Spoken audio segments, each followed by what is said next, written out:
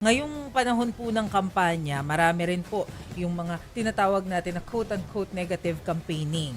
Well, kasama po dun sa naging pahayag ni former President Rodrigo Duterte, yung sinasabi niya na yung 15 senador, patayin na lang yan. Although sinasabi na joke lang naman yon. Pero how do you perceive it? Well, sa amin, hindi ang joke, no? Hindi dapat sinasabi ang ganyang mga salita, no? On cam, o sa TV, or sa social media, dahil nakakaapekto yan, no? Doon sa mga bata na makakarinig, na sinasabing biro lang to, pero sa totoo lang, laging sinasabi yun ni former President Duterte. At panahon na, di na siya presidente ngayon, na dapat manugot siya dun sa mga ganyang statements niya.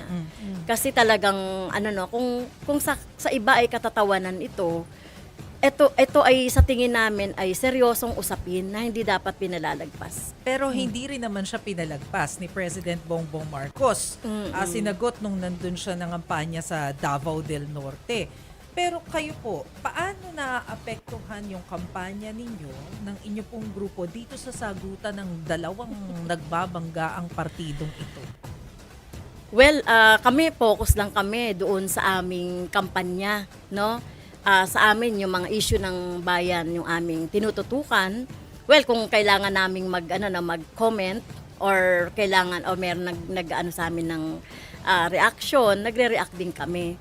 Pero sa totoo lang, kami ay as an alternative dito sa dalawang nagbabangayang kasamaan ba at kadiliman na yan, ay hindi kami naman apektado yung aming kampanya.